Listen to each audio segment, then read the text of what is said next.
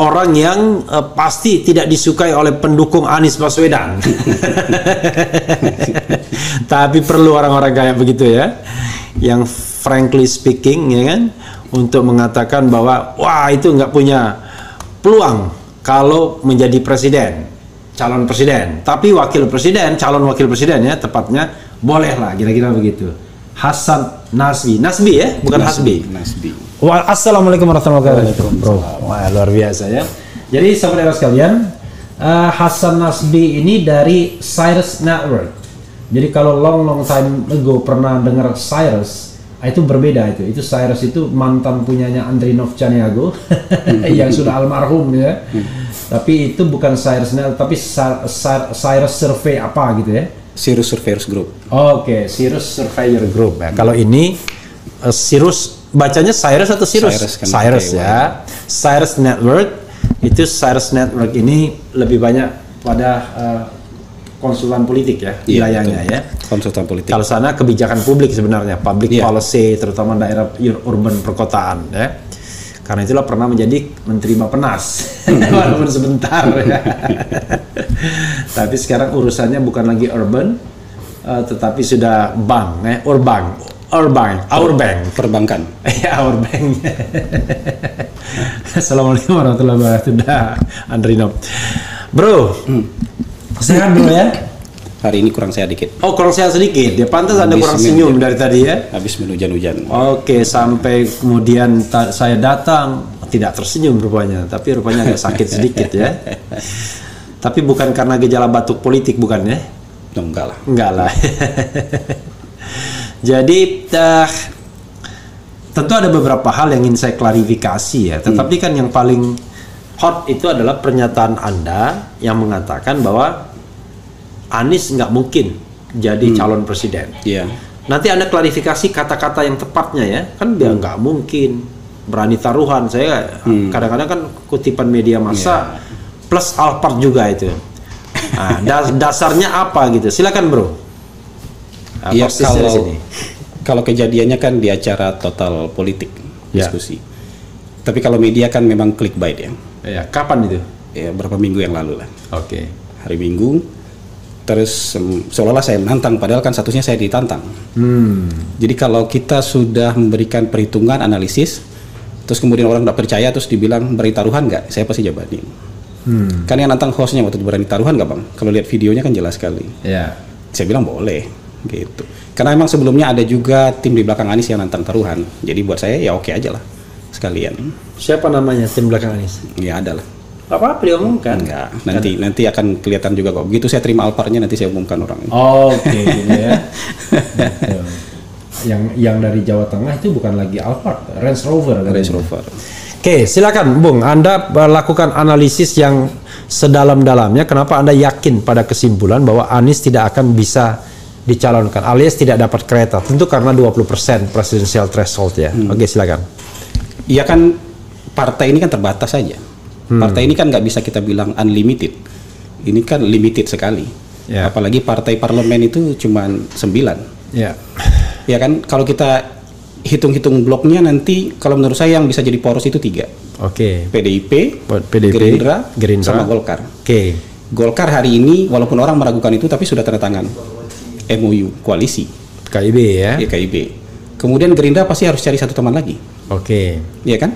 Nah menurut saya PDIP juga tidak akan jumawa maju sendiri. Dia pasti juga cari teman lagi. Nah kalau PDIP cari teman, Gerindra cari teman, KIB boleh stay atau boleh cari teman juga. Yang tersisa kan cuma 2. Atau kalau KIB cari lagi, yang tersisa cuma 1. Mas Anies mau maju capres lewat yang mana? Ini kan perhitungan matematikanya begitu. Ya silakan Anda terus explore sedetail-detailnya. Itu kan perhitungan matematikanya. Jadi kalau misalnya Gerindra harus bungkus satu lagi untuk majukan Prabowo. PDIP juga akan bungkus satu lagi supaya tidak jumawa dari satu partai saja. KIB sudah ada, tinggal sisa tinggal 2. Apakah itu Nasdem PKS nanti? Apakah PKS Demokrat nanti? Atau Nasdem Demokrat atau apa saja, tapi tinggal 2. Nah yang 2 ini nggak bisa mengusung capres. Dan yang paling kita bacakan yang sudah sebut nama untuk Anies kan Nasdem. Yang sudah sebut nama itu kan ada nama Anies di sana walaupun bukan nama satu-satunya. Dan menurut saya ketika dikasih 2 nama lain juga menurut saya itu nggak yakin amat namanya. Iya. Karena kalau yakin masuk aja dengan 1 nama, karena diskusi lobby antar partai itu bawa 3 nama itu jauh lebih repot daripada bawa 1 nama. Ya. Gimana cara bawa 3 nama ketemu Demokrat, mau yang mana Anda ini? Ketemu sama PKS, bawa 3 nama, mau yang mana Anda ini, itu kan? Nah, itu secara hitung-hitungan politik menurut saya nggak bisa masuk. Gitu. Nah, yang kedua itu kan mereka semua berkuar-kuar soal desain politik 2024. Semua partai. Bahkan PKS pun pengen kolaborasi, sinergi, dan agak ke tengah. Mereka semua nggak mau lagi ada polarisasi dan politik identitas. Ya kan? Nah, kalau kecuali partai-partai ini hanya untuk lip service saja ngomong nggak mau politik identitas. Tapi kalau kita mau percaya sama mereka, maksudnya kalau kita percaya partai ini bisa dipercaya nggak mau lagi politik identitas, kalau mengusung Anies Baswedan menurut saya nggak nyambung logikanya. Gitu. Sama juga dengan mengusung Ganjar. Jadi sebenarnya kan orang nggak utuh lihatnya. Saya nggak setuju Ganjar dan Anies maju. Karena dua-duanya akan memicu politik identitas. Ganjar akan memicu politik identitas karena dia dianggap little Jokowi. Jadi semua sangkaan dan tuduhan-tuduhan yang tidak berdasar ataupun berdasar terhadap Jokowi akan dipindahkan ke Ganjar. Jadi percuma kalau kita bilang tidak mau lagi ada polarisasi, tidak mau lagi ada politik identitas, sementara yang dimajukan adalah orang-orang yang bisa memicu itu. Nah, sebaliknya Anies juga akan memicu itu.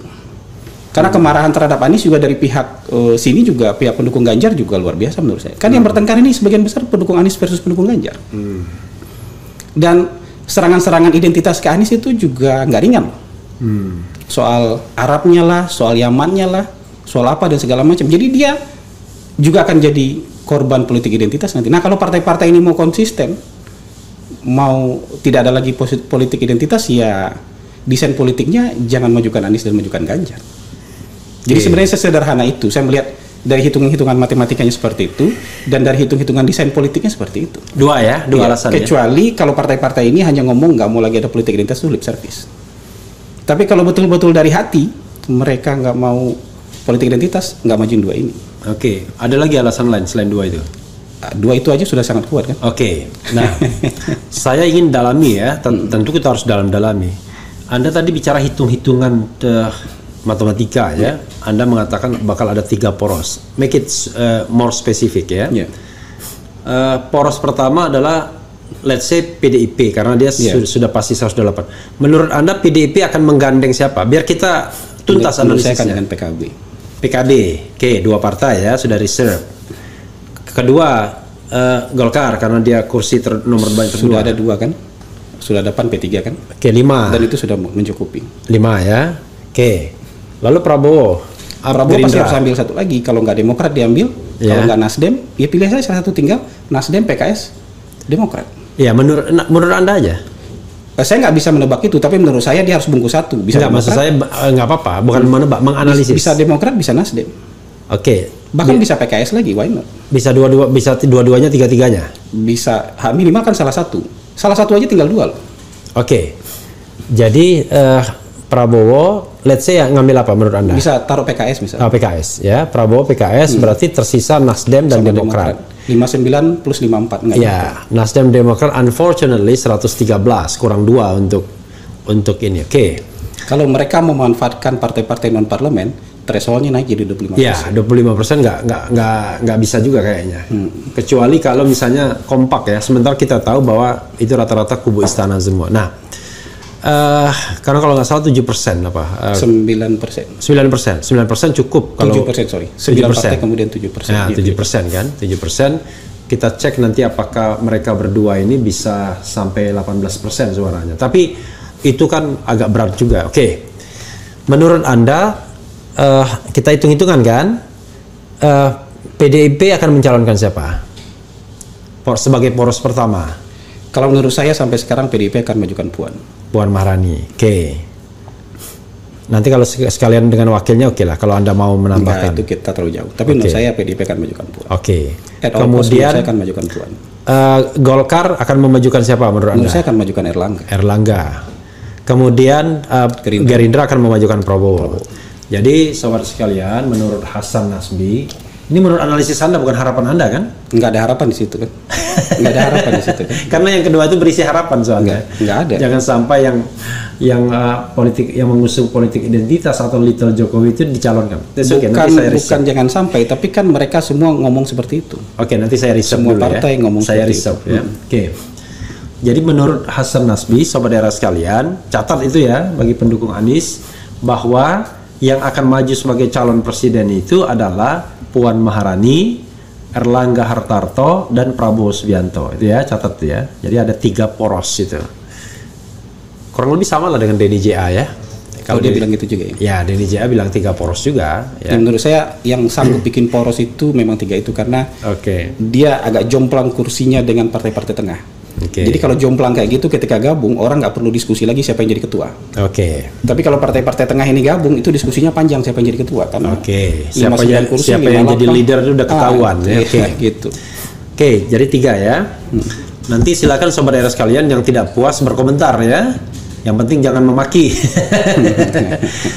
Yang kedua, Anda mengatakan bahwa quote unquote seolah-olah ada komitmen dari partai politik untuk tidak lagi terbelah, ya kan? Yang pidato semua mereka. Ya, kira-kira begitu. Nah, pertanyaan saya adalah, Anda percaya dengan pidato itu? Saya memilih percaya. Sebagai analis. Saya milih percaya. Kita pegang bahwa Anda percaya. Karena Anda percaya dengan pidato tersebut, maka Anda berpikir bahwa itu akan terimplementasi dalam hal pencalonan, kan? Kalau iya, karena kalau nggak mereka akan dibuat publik. That's berarti dibuat publik. Ini alasan kedua ya, saudara sekalian. Jadi tadi saya masih berisi harap, kok ini isinya harapan, tapi tidak, ini analisis ya. Jadi kalau analisis itu ilmiah, it's kan orang bisa berbeda menganalisis ya.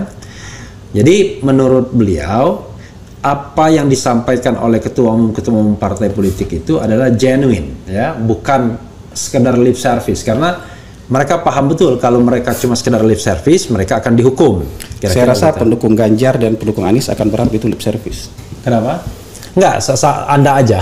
Enggak, menurut saya pendukung Ganjar sama pendukung Anies akan berharap itu lip service. That's Anda aja kan. Nah, Anda kan, maksud saya kan mempertanyakan keyakinan Anda. Nah, ini bukan lip service. Jadi karena ini bukan lip service menurut analisis Bro Hasan Nasbi, maka secara teoritis ya, di atas analisis akademik beliau, pengalaman beliau, maka tidak mungkin mencalonkan either Anies ataupun Ganjar. Kira-kira begitu. Nah, 2 hal ini kalau kita bicara tentang basis argumentasi saling memperkuat.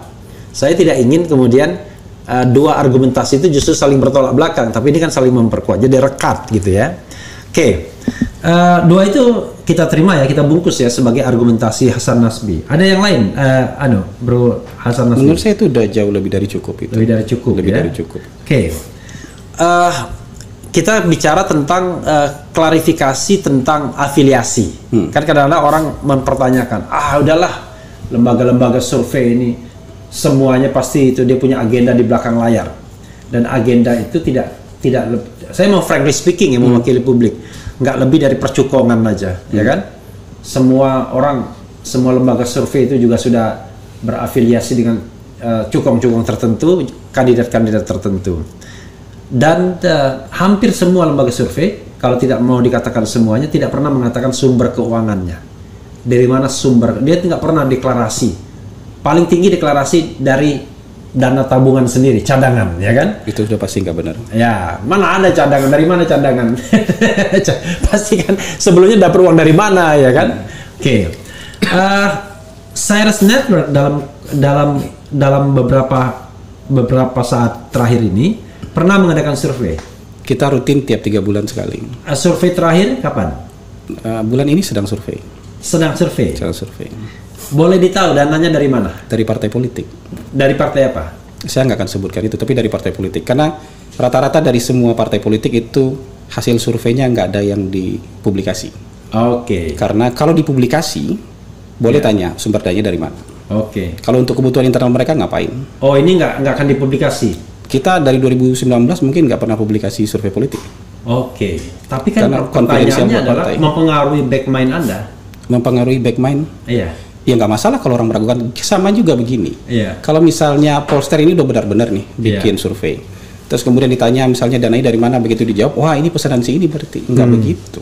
Nggak begitu kan, hasil survei benar terus. Tahun 2019 itu pendukung-pendukung Prabowo itu saking frustasinya, menurut saya itu banyak sekali yang nantangin bubarin kantor. Jadi kalau prediksi Anda salah, Anda berani bubarin kantor apa enggak? Saya bilang saya berani taruhan bubarin kantor. Dan itu jadi berita di Detik. Tahun jadi 2019 ini, taruhan ini itu kecil buat saya. Tahun 2019 itu taruhan bubarin kantor. Dan bukan siapa yang menang siapa yang kalah, tapi selisihnya 2 digit. Karena kita yakin dengan perhitungan kita. Tapi ketika kita sudah punya perhitungan, orang lain tidak membantahnya dengan perhitungan, tapi lu berani bubarin kantor nggak? Jadi masalahnya itu memang agak kompleks. Jadi ketika misalnya survei yang dipublikasikan diumumkan siapa yang membiayainya, kemudian orang jadi nggak percaya hasil survei. Menurut saya nggak apa-apa Anda nggak percaya hasil survei, tapi jangan tuduh Polster itu melakukan hal yang macam-macam, karena kredibilitas dia dipertaruhkan di sana loh. Ini bisnis trust. Menurut Anda ya, dari semua pollster yang ada, yang mainstream katakanlah, kita bisa percaya kredibilitas mereka? Kalau yang anggota Persepi, mereka lumayan terstandarisasi. Persepi itu siapa aja misalnya?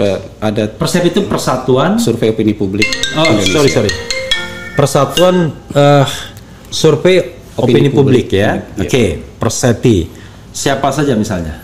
Iya, anggota-anggotanya ada SMRC, ada Sales Network, ada Indikator Politik, ada Carta Politika, ada 37 anggotanya. LSI juga enggak?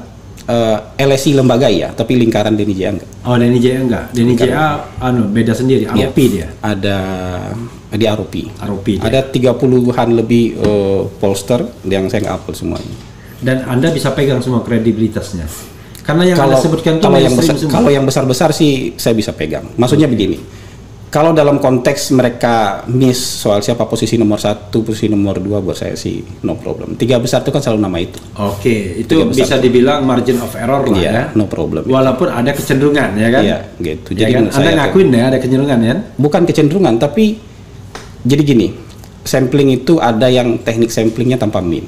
Kalau teknik sampling tanpa min itu desa dan kelurahan tuh diaduk-aduk aja sama dia. Secara statistik boleh. Tapi masalahnya kabupaten-kabupaten dengan penduduk lebih sedikit, jumlah desanya jauh lebih banyak daripada kota-kota yang berpenduduk padat, daripada kelurahan-kelurahan daripada kota yang, misalnya gini, kota Medan tuh 2 juta lebih penduduk. Tapi mungkin cuma 100-an kelurahannya. Tapi sedang berdagang itu bisa 500-an mungkin, 600-an mungkin desanya. Jadi probabilitas daerah yang lebih kecil itu lebih besar terpilih dibandingkan daerah yang lebih besar. Itu soal teknik aja. Kalau dia menggunakan teknik itu mungkin akan sedikit berbeda dengan orang yang pakai min. Jadi dia mengutamakan daerah-daerah padat yang terpilih, sehingga daerah yang kurang padat itu peluang terpilih juga kecil. Itu hasilnya sedikit-sedikit berbeda lah. Gitu. Dan itu bisa mempengaruhi 1, 2, dan 3. 1, 2, 3, 4 bawah juga mungkin pengaruh soal ranking, tapi kalau beda 1%, 2% tuh biarin aja. Itu margin of error lah. Proyeksi aja.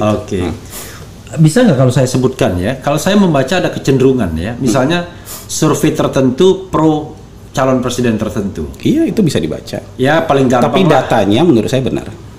Gitu ya. Ya paling gampang misalnya kalau Carta Politika pastilah pro Ganjar, kira-kira gitu. Tapi datanya bisa dipegang. SMRC pro Ganjar, kira-kira gitu. Betul. Indikator politik saya nggak ngerti, swing gitu kayaknya. Tapi hasilnya sama kan? Hasilnya ya 3 besar itu kurang lebih sama. Hasilnya sama. Gitu. Ya kadang Prabowo nomor 1, kadang Ganjar, kira-kira gitu kan? Kalau hari ini kayaknya Ganjar sudah stay di nomor 1. Stay di nomor 1. Sudah mungkin 6 bulan terakhir Ganjar sudah stay nomor 1. Stay nomor 1. Tapi kenapa Anda tidak mau dia tetap menjadi calon? Kan alasannya sudah tadi. Tadi alasannya ya. Karena Anda berharap calonnya yang 3 itu ya? Bukan berharap calonnya 3. Jadi kalau 3 itu nggak ada juga nggak apa-apa. Tapi yang Ganjar dan Anies ini pasti akan mengulang 2019. Karena saya dengar-dengar, ya kan? Katanya Anda tim suksesnya Erlangga Hartarto katanya. Tapi saya juga bantu Erick Thohir. Kan Erick Thohir bisa masuk slot salah satu itu kan? Nah, belum tentu. Gitu tapi ya? Sekarang kan nggak ada yang definitif. Tapi Anda nggak menolak kan kalau Anda bantu Erlangga Hartarto? Saya kan? diskusi banyak dengan Pak Erlangga. Tapi hari ini nggak ada calon definitif loh yang bisa bilang konsultan saya ini tuh nggak ada. That's okay, tetapi kan Anda nggak menolak kan? Saya nggak nolak. Berarti Anda Erlangga Hartarto, Erick Thohir, dan saya juga ketemu dengan Ganjar loh. Saya ketemu Ganjar, ketemu Ridwan Kamil. Anies nggak ya? Anies nggak. Kenapa Anda nggak ketemu Anies? Kan urusan siapa yang mau ketemu sama kita aja kan. Oke, jadi mereka yang mau ketemu Anda ya? Iya, saya jarang minta ketemu sama orang kan. Oke, itu bagus ya. Jadi kita harus biasakan menjadi open society, jadi masyarakat yang punya akuntabilitas gitu ya. Oke, coba kita bacakan sedikit bro ya, beberapa hal ya, yang terkait dengan komentar ya. Saya tidak acak, saya bacakan saja yang relevan ya. Oke.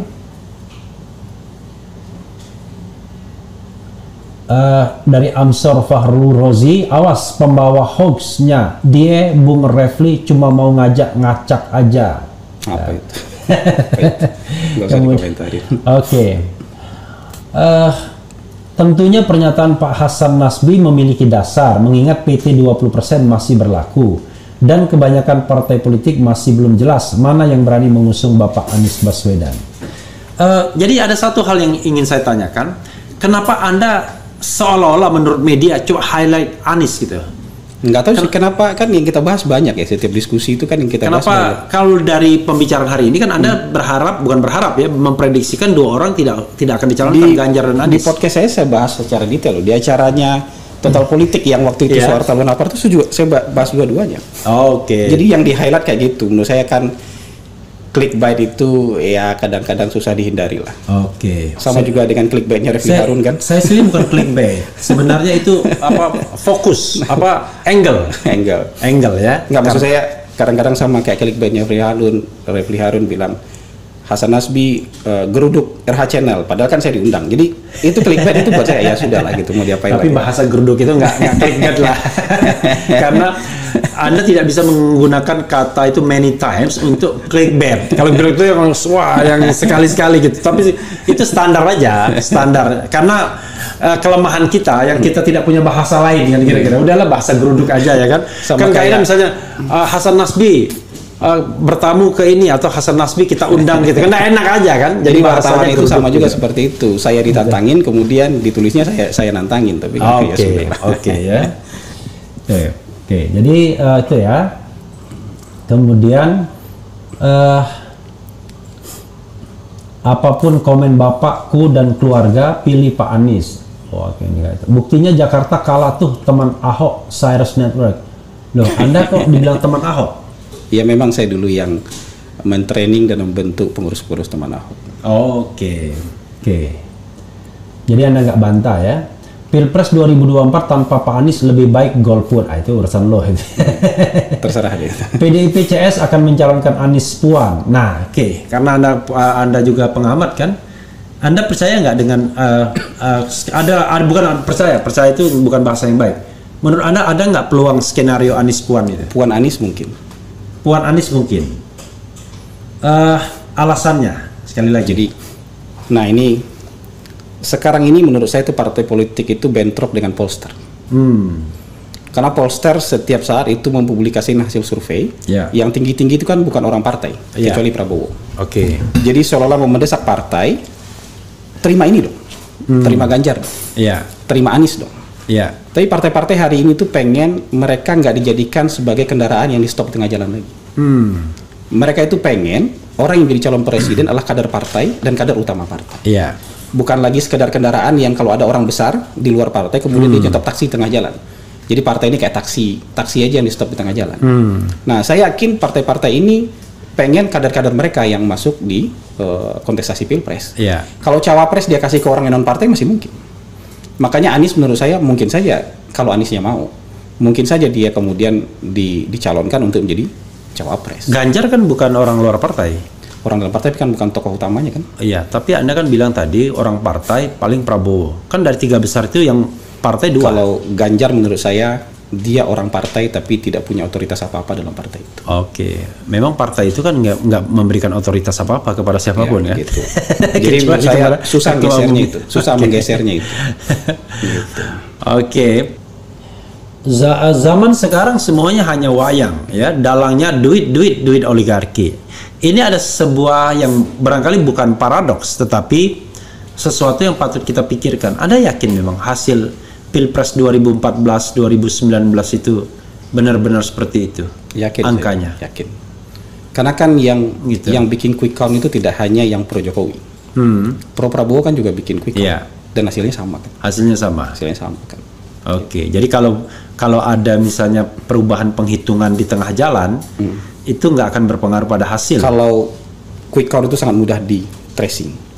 Karena dari hulunya, dari mulai pengacakan TPS mana saja tempat orang memantau, berapa hasil TPS itu bisa diperiksa. Makanya tahun 2019 itu saya tantang buka-bukain angka. Periksa semua TPS-nya benar nggak hasilnya segini. Periksa benar nggak dia ngacak. Gitu. Dan kan waktu itu ada yang dukung Prabowo namanya Median, punyanya PKS, sekarang punyanya Gelora. Itu hasilnya kan sama juga. Jokowi juga yang menang kan. Jadi menurut saya nggak ada split dalam soal quick count. Nggak ada split ya. Nggak ada split dalam soal quick count. Yang jadi masalah adalah kenapa cuma 2 calon, itu masalahnya. Ya itu urusan lain. Sehingga kita di fait accompli ya. Karena it is so easy untuk kira-kira siapa yang bakal menang kalau 2 calon ya. Berarti masalahnya, kalaupun ada masalah, kekurangan dan kecurangan pemilu kita itu terjadi sebelum pemilu ya, sebelum pencoblosan. Sebelum di TPS menurut saya. Sebelum di TPS ya, mungkin bisa money politik, apapun itu ya. Tapi kalau hasil di TPS itu kan ke-capture ya, karena pollster yang bikin quick count itu juga memfoto plano yang ada di papan pengumuman. Itu quick count itu berapa persen? Bukan berapa persen, tapi rata-rata di Indonesia itu, untuk Indonesia itu antara 2.000 sampai 2.500 TPS yang jadi sampling. 2.000 dan itu representatif? Sangat akurat. Sangat akurat? Nggak nyampe 1% margin of error-nya. Karena kan satu TPS itu juga ada 250 orang, jadi samplingnya besar sekali. 2.000 sampai? 2.000 sampai 2.000 sampai 2.500 TPS.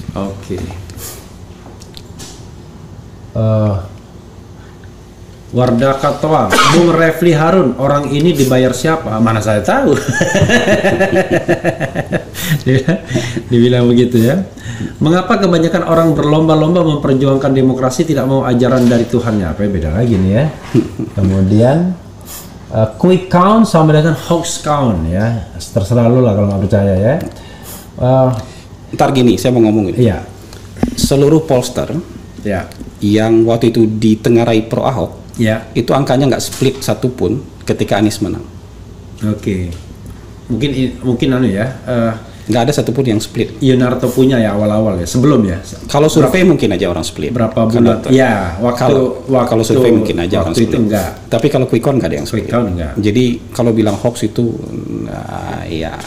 kita mau bicara apa? Ini kan apalagi Jakarta ya, cuma satu daerah kecil kan. Kalau quick count lah. Tapi survei dulu awal-awal kan masih memenangkan Ahok kan. Awal-awal. Kalau untuk putaran 1, menurut saya semua menangkan Ahok. Memang putaran 1 Ahok menang. Putaran kedua menurut saya nggak tahu persis ya, tapi kayaknya nggak ada yang berani publikasi deh. Saya nggak tahu persis, tapi kalau kita sih nggak ada publikasi, nggak ada berani publikasi. Nanti saya kalau diklarifikasi Yunarto ya, kayaknya Yunarto masih menangkan Ahok kayaknya. Saya nggak tahu. Tapi I don't know exactly, nanti diklarifikasi. Karena peralihan suara itu jelas sekali waktu itu. Jadi semua suara AHY itu lari ke Anies. Jadi nggak ada, itu udah terbaca banget di survei kita sudah terbaca. Jumlahnya malah berkurang Ahok. Ya kalau salah. Koma-komanya aja kan 42%-nya sama. Tapi lucu kan, maksudnya putaran pertama dan putaran kedua kalau suaranya stagnan, cenderung turun sedikit ya. Enggak bertambah. Kalau dulu kan orang-orang dari luar negeri datang. Yang putaran 1 itu banyak orang-orang dari luar negeri datang buat ikut coblos Ahok. Yang punya KTP Jakarta pada pulang ikut coblos Ahok. Pas putaran 2 mereka nggak pulang lagi. Karena udah yakin bakal menang mungkin ya. Atau udah berat aja di ongkosnya kan. Atau berpikir melawan 2 orang aja menang, apalagi melawan 1 orang. Itu kan pemikiran yang keliru ya. Anies itu produk kalah. Saya bacakan nih Tari TV yang memang biasanya menyerang Anies terus. Anies itu produk kalah. Nanti nasibnya sama dengan Bapak Prabowo. DKI aja belum bisa dipimpin. Nggak usah komentarin. Nggak usah komentarin. Tapi menurut Anda, Anies berhasil nggak memimpin Jakarta? Menurut Anda? Kalau ada pemimpin yang nggak berhasil di Jakarta, itu kebangetan. Gitu ya? Dia itu kepala daerah otonom kayak kalau di kota, kayak bupati. Dengan anggaran begitu besar. Berapa anggaran sekarang? Berapa? 80 mungkin? 90 mungkin? 80 triliun mungkin ya, kurang lebih ya. Kalau Gubernur Jawa Barat, itu dia ada pejabat otonom di bawah dia. Ada bupati, wali kota yang nggak selalu bisa dia kontrol. Dana itu cuma mampir di provinsi. Sisanya dialokasikan buat kabupaten, kota. Di provinsi lain di luar Jakarta seperti itu. Jadi kalau tengah gitu ya. Jadi kalau misalnya tidak ada yang tidak ada yang fenomenal dibikin di Jakarta, menurut saya kebangetan. Ya.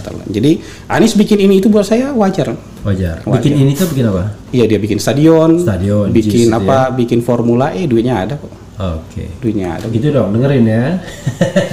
Jadi memang ada perbedaan antara gubernur kepala daerah di DKI dengan gubernur kepala daerah di provinsi lainnya. Karena provinsi DKI itu cuma satu daerah otonomnya dengan APBD yang besar sekali, 80 triliun lebih mungkin sekarang ya, beda dengan provinsi lain.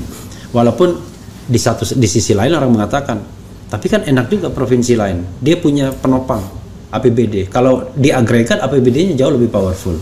Iya, tapi kan di bawah dia tuh nggak bisa diatur. Kalau Mas Anies wali kotanya Balelo, tinggal dia pecat.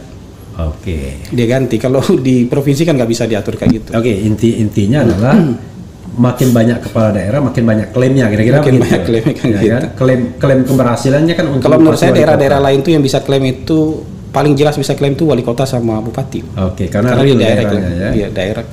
Real daerahnya. Itulah salahnya kita punya 2 daerah otonom yang berimpitan ya, gitu. Kemudian apa lagi, coba yang terakhir kita baca. Ini jalan-jalan terus soalnya. Kita udah ditonton 1427 nih watching now karena penasaran dengan Anies Ganjar lebih oke. Jadi Anda kan tadi mengeksklud Anies Ganjar tadi ya dalam analisis ya. Tapi ini bilang Anies Ganjar, ada nggak skenario kemungkinan Anies Ganjar? Pak Surya Paloh kan menginisiasi itu. Ya. Tapi menurut saya gini lah, Anies itu lebih fleksibel. Dia bisa maju dari Nasdem, bisa maju dari PKS. Ya. Tapi Mas Ganjar tuh nggak bisa keluar dari PDIP. Kalau dia keluar dari PDIP, hancur. Itu ya. Hancur. Ada skenario yang mengatakan bahwa KIB itu untuk Ganjar kalau in case PDIP tidak. Itu kan artinya Ganjar membatalkan premis yang tadi, berarti Ganjar keluar dari PDIP kan? That's okay. Artinya walaupun Ganjar surveinya tinggi, Ganjar tidak akan bisa keluar. Walaupun dia didukung oleh kelompok-kelompok pendukung Jokowi, karena PDIP jauh lebih real, umurnya lebih panjang daripada usia presiden. Kalau Ganjar keluar dari PDIP, itu akan jadi konflik terbuka antara presiden dengan PDIP. Saya sering ngomong kayak gitu. Gitu ya. Anies RH, ini jangan mimpi nih ya. Kalau mimpi jangan sore-sore begini, jam 4:30 mimpi. Tolak GP. GP itu apa? Grand Prix ya. Bukan Ganjar, Pak.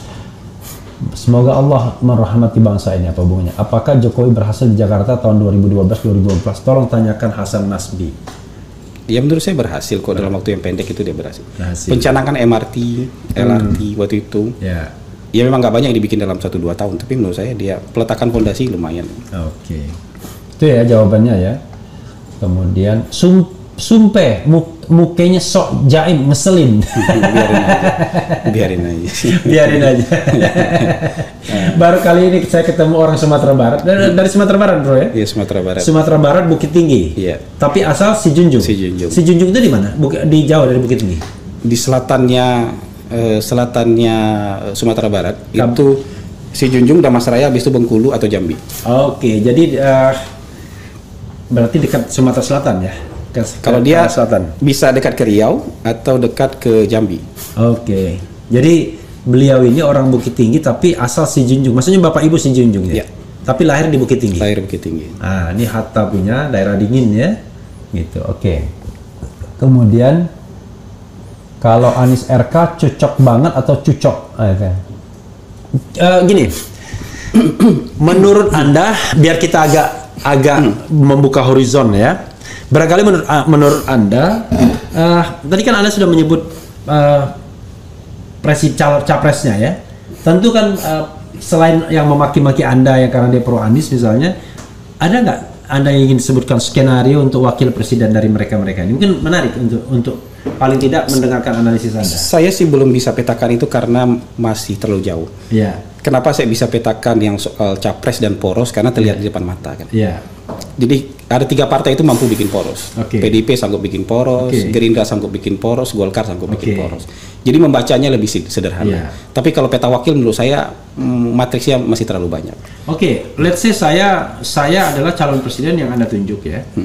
Saya Prabowo Subianto sekarang ini. Saya datang ke Anda. Pak Hasan Nasbi, saya sudah dicalonkan sebagai calon presiden dari Gerindra dan ada partai lain yang mendukung saya, ya kan? Karena satu saja cukup, ya, kecuali P3. Menurut Anda, saya ingin menang nih. Menurut Anda, calon presiden yang paling marketable, paling calon presidennya Pak Prabowo lah. Bukan, calon wakil presiden. Anies lah. Anies. Oh, Anda nggak menolak ya kalau Anies jadi wakil kan saya presiden? Nggak nolak. Iya, I see ya. Dan Anda tidak khawatir dengan politik identitas? Iya, memang kan gini, kan ini dia tanya supaya menang. Iya. Kalau desainnya secara umum saya nggak setuju itu. Oke. Ya itu desain secara umum. Tapi kalau ditanya supaya menang kan angka-angkanya ada di survei. Oke. Paling kuat memang Prabowo Anies. Oke. Dua orang ini tidak hanya saling support angkanya, tapi juga saling menegasikan. Oke. Jadi kalau Pak Prabowo itu ada Anies, suara Pak Prabowo agak turun sedikit. Tapi kalau Anies dikeluarkan dari simulasi survei, Pak Prabowo naiknya signifikan. Begitu juga Anies. Oke. Begitu Pak Prabowo dihilangkan dari survei, Anies nomor 1. Oh gitu ya? Anies nomor 1. Jadi yang Anies berdoalah Prabowo nggak maju sebagai capres gitu. Ya, kecuali skenarionya seperti itu. Oke. Kecuali skenario seperti itu. Saya Puan Maharani, ya kan? Mas Nasbi, saya mau nyalon presiden. Bu Mega sudah menunjuk saya sebagai calon presiden. Tapi saya butuh cawapres yang memungkinkan saya menang. Ganjar. Oh, Ganjar Pranowo. Satu partai nggak ada masalah. Mau angka tertinggi simulasinya Puan Ganjar. Puan Ganjar. Oke. Erlangga Hartarto. Mas Hasan Nasbi. Saya ini dari semua survei itu tidak bisa masuk 3 besar. 6 besar pun empot-empotan, kira-kira begitu. Tapi saya pengen menang dong. Masa pengen kalah? Jadi yang tertinggi itu simulasinya Erlangga itu dengan Anies dan dengan Ganjar sebagai calon wakil. Oke, jadi as long as mereka itu tidak dipakai, maka bisa dipakai oleh Erlangga. Bisa. Kalau Ganjar sulit. Ganjar sulit. Once dia pergi dari PDIP, sulit, langsung sulit lah. Hancur. Oh, berarti paling tidak Anies bisa terpakai untuk di 2 slot, ya bisa, kan? Bisa. Bahkan 3 slot, tiga-tiganya. Bisa. Slot sebagai cawapres gitu ya. Kan saya nggak tolak itu.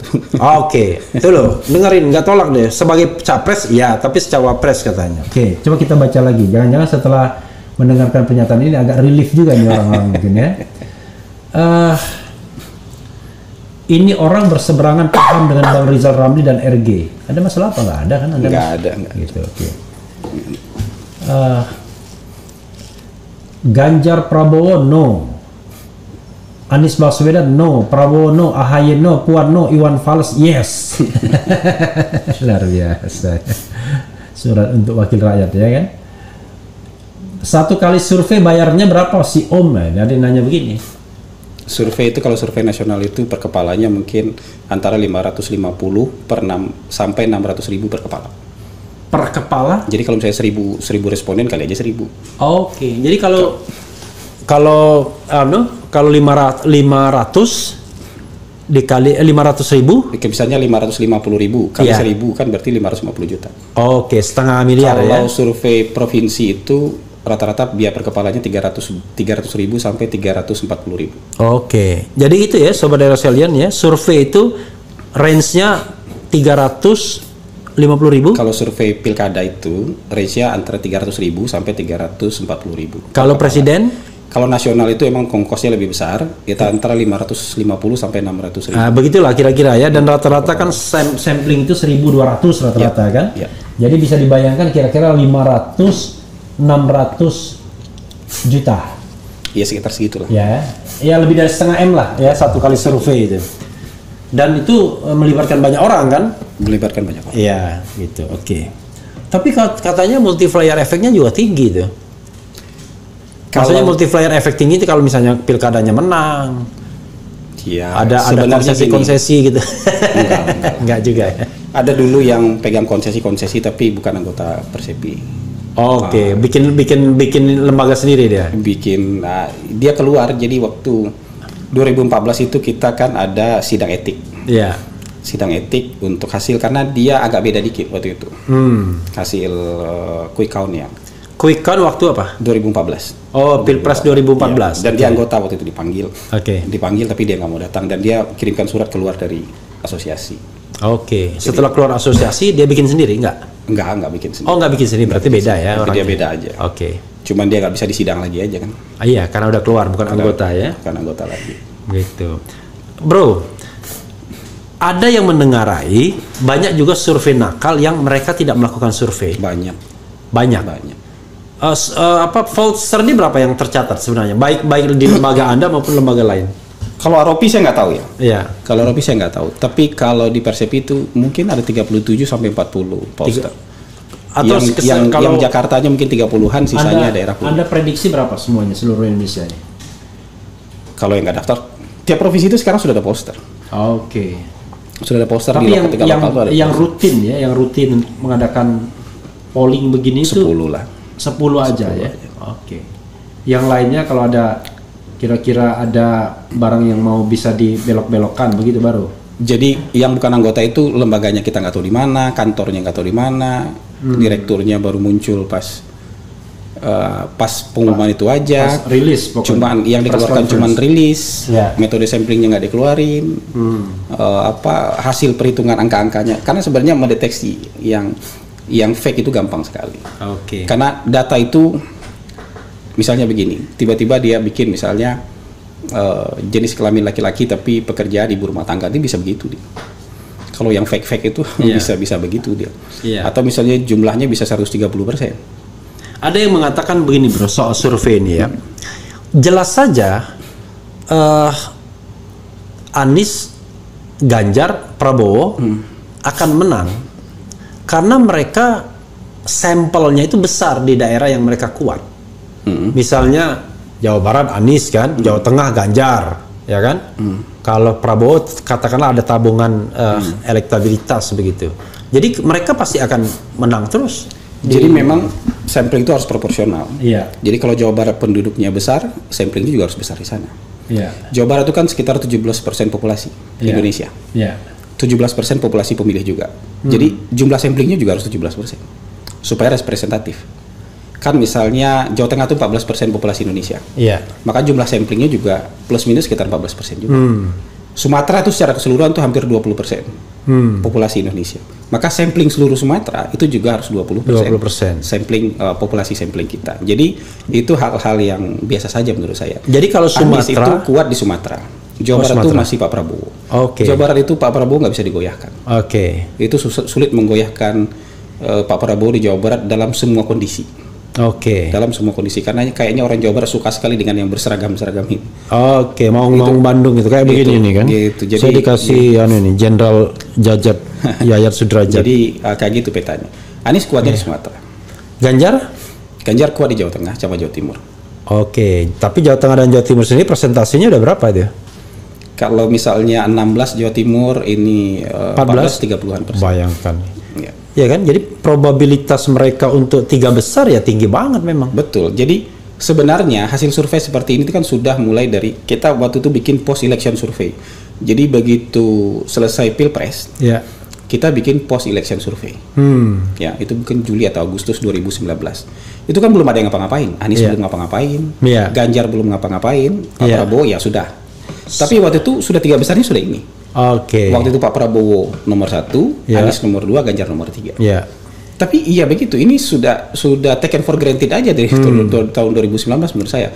Pendukung Pak Jokowi sebagian besar mengalihkan dukungnya ke Ganjar. Pendukung Pak Prabowo ini kan ada 2. Satu pendukungnya Pak Prabowo, kedua pembenci Jokowi. Nah, pembenci Jokowi itu mungkin bukan pendukung Pak Prabowo.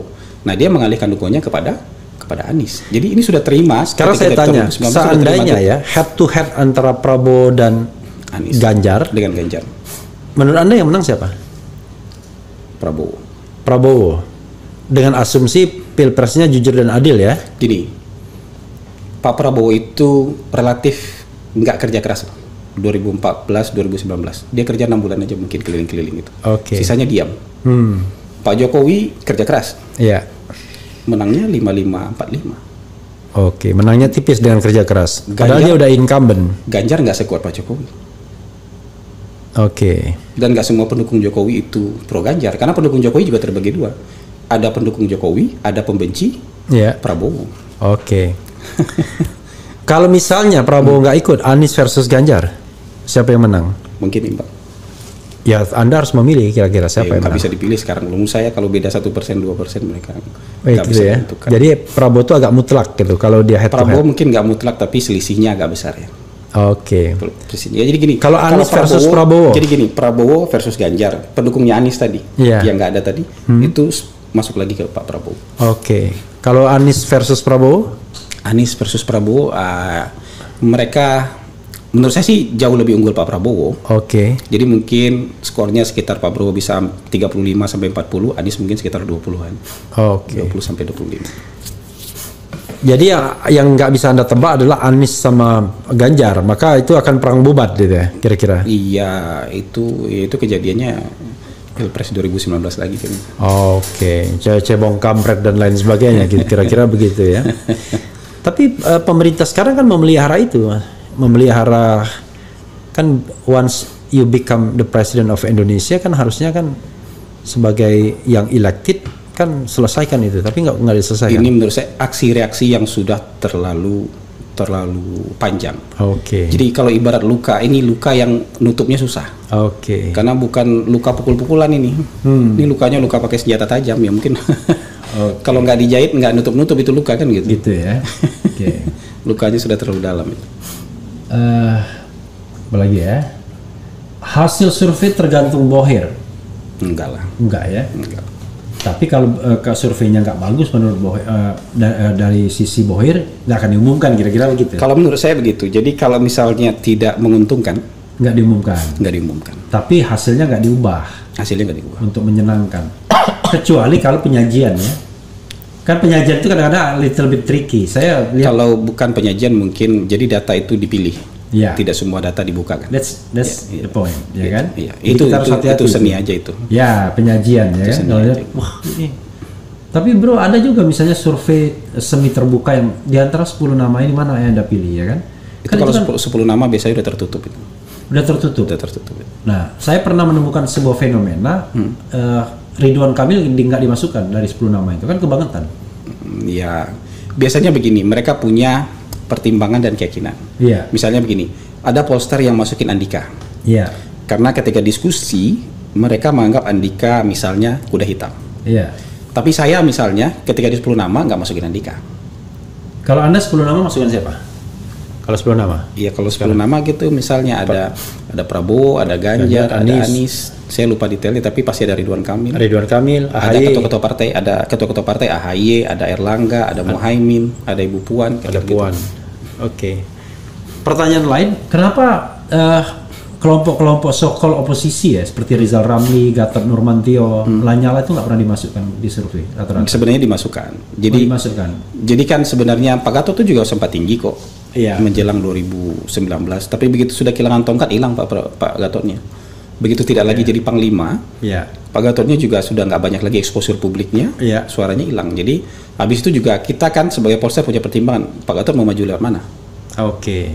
Sementara kan ada nama-nama yang besar yang nggak punya partai, tapi nama-nama besar kan ada kayak Ridwan Kamil, Iya. kayak Anies, kayak Ganjar, itu mau nggak mau harus dimasukkan dalam survei kan. Oke, ini ada pertanyaan lain lagi yang menggelitik ya. Let's say kita nggak bicara survei, tapi kita bicara tentang masa depan Indonesia ya. Bicara tentang bagaimana kita menciptakan surga di bumi Indonesia ini ya kan. Kalau sekarang kan saya kira belum lah bisa menjadi surga ya kan. Berbeda pendapat sedikit kita dikriminalkan, kira-kira begitu ya. Orang nunggu keplesetnya kita kapan ya kan? Saya Kira-kira juga ditunggu begitu. seperti itu kok. Nah, menurut Anda kalau kita kebaikan masa depan Indonesia, menurut Anda 2024 itu yang sebaiknya jadi presiden dan wakil presiden siapa? Anda boleh, Anda free to choose. Enggak. Menurut saya kalau gini, yang berbahaya itu menurut saya itu populisme. Ya makanya free to choose Iya, Anda. populisme. Kalau misalnya masih mengusung populisme, itu akan cenderung nanti membelah masyarakat. Misalnya nasionalisme versus asing. Ya. Pribumi versus asing. Ya. Misalnya atau ini agama ini versus kafir, itu populisme yang kayak gitu-gitu itu cenderung membelah. Tapi menurut saya nanti tapi kan ada kebutuhan dan ada selera. Iya. Kalau saya sih sekarang sulit kalau kita menyampaikan ini. Kalau saya sih lebih suka orang-orang seperti B.J. Habibie. Oke. Teknokratis, punya pikiran yang brilian, nggak terlalu banyak punya interest dan pertimbangan politik, dia lurus-lurus saja. Tapi masalahnya memang orang seperti itu rentan juga diturunkan, rentan juga tidak diterima segala macam. Nah, ada kebutuhan dan ada selera publik. Nah, selera publik ini harus kita akui, selera publik ini masih yang ini. Selera publiknya masih. Tapi kan Anda free to choose. Anda adalah seorang negarawan, ya kan? Saya bukan negarawan. Anggap aja begitu kan. Saya menempatkan Anda sebagai seorang negarawan. Saya sih lebih cenderung kriterianya teknokrat aja. Tapi itu susah. Dia siapa saja. Ya, kita kan penonton kita kan nggak paham semua teknokrat itu kayak siapa. Begini. Nanti kan nggak terlalu gampang di-spin. Saya sebut nama itu terlalu gampang di-spin. Jadi nanti omongan saya dianggap wah ini udah pro ini. Gitu. Kan sekarang belum ada capres definitif. Kan bukannya biasa-biasa aja di spin. Saya tiap hari mau saya di spin orang. Gitu spin. Mungkin Anda belongs to certain party atau certain belongs enggak tokoh gitu ya. Makanya Anda nggak mau di spin gitu. Bukan belongs untuk, kan sekarang nggak ada calon. Jadi saya nggak belongs to siapa-siapa. Tapi begitu nanti ada calon definitif, saya akan terbuka mengumumkan saya akan dukung calon ini. Oke, gitu ya. Oke, ada lagi yang mau Anda share yang kira-kira penting di Refli Harun Channel begitu, membiarkan orang untuk kira-kira ada yang kurang nggak? Jangan sampai pas pulang, waduh saya belum bicara itu, atau nggak banyak yang mau disampaikan. Saya lebih banyak menjawab pertanyaan-pertanyaan aja. Apalagi kemudian misalnya ada yang salah paham, kita klarifikasi. Ini bagian akhir ya, sebelum Anda sebelum Anda closing statement di situ nanti. Saya membacakan sepintas semua ini ya, biar mereka puas kan. Nanti dibilang, waduh saya nggak dibacakan. Hostnya nggak bisa meramu pertanyaan. Alhamdulillah. Miris isu capres mengalahkan isu yang lebih penting. Ganjar Pranowo no, Anies Baswedan no, Prabowo no, AHY no, Puan no, Iwan Fals yes. Kemudian iya tuh, ya saya bacakan semua aja. Kemudian 99,9% Anies presiden. Bang Refli komen ngesalin muka dibaca depan orangnya, ya kan? Anies Baswedan tidak tersandra partai atau Ganjar yang orang partai. Menurut Anda yang terbaik untuk kemaslahatan negara menurut hati nurani Hasan Nasbi bagus mana ya? Saya nggak menyuruh Anda jawab lagi kan? Anies Rizal Ramli pasangan intelektual berwibawa dan cerdas. Hostnya jelek, bawahnya nggak berkembang wawancara. Bung Refli Harun, apa penyebab keterbelahan bangsa Indonesia saat ini? Apa bisa disatukan? Apa pendapat narsum cebong ini? Kayaknya tiketnya dipegang oligarki, Bosman Mardiku, siapapun yang jadi pokok tidak mencekik kepada rakyat dan tidak zolim kepada ulama yang istiqomah. Kalau sudah zolim, saya anggap bangsat. Iwan Fals nyalon presiden? Tanda tanya. Ganjar Pranowo no, Anies Baswedan no, Iwan Fals yes yang tadi. Kang Deddy Mulyadi sama Mas Anies. Hidup Anies Baswedan. Baru gabung Pak, sudah tanyain soal threshold 0%. Ini yang belum. Itu aja Anda setuju nggak 0% itu sebenarnya? Gini, bukan masalah threshold 0%. Ya. Kalau saya lebih tidak setuju pemilu dan pilkada serentak. Pemilu serentak, pileg dan pilpres, kemudian pilkada serentak di tahun yang sama. Kalau pileg pilpres di tahun yang sama tapi beda bulan. Tapi ini kan interest saya pribadi. Karena kalau pemilu serentak di tahun yang sama, tahun 2024 konsultan politik tutup semua. Gitu ya. Tutup semua. Tapi kalau pileg dan pilpres menurut saya harusnya kita belajar dari tahun 2019. Yang itu melelahkan sekali. Melelahkan sekali dan iya kan ada yang meninggal, ada yang tewas. Menurut saya sih sebaiknya dipisah. Alasan anggaran pun ternyata tidak terbukti. Tapi masalahnya itu yang mengusulkan itu civil society dulu. Yang mengusulkan serentak-serentak itu dulu civil society, kemudian dihitungkan oleh MK. Tapi civil society itu nasional dan lokal sebenarnya yang mereka usulkan. Jadi gitu. Nasional itu presiden, DPR dan DPD di tahun yang sama. Lokal itu DPRD provinsi, kabupaten, kota. Menurut saya wali kota. Presidensial threshold harus ada, tapi dengan pemilu yang dipisah. Tetap 20% berarti ya? Pemilu yang dipisah. Itu yang menjawab kenapa nggak gampang perjuangan 0%. Ternyata ada juga yang tetap pro 20%. Oligarki dan rezim tak rela Anies calon presiden, tiketnya dipegang oligarki. Channel dia itu ahoker. Konsepnya ngobrol sama wawancara sih. Amin Anies RK Cak Mano Bang, akorda. Kalau Allah berkehendak Anies jadi presiden. Ahmad Dhani Giring Niji oke. Assalamualaikum warahmatullahi wabarakatuh. Semua saudaraku muslim semoga selalu sehat. Kemudian Mardigu Sandi yes. Anies dan Bosman cocok sih sebagai pemikir dan eksekutor. Bang Refli pintar pilih orang, ini orang lucu.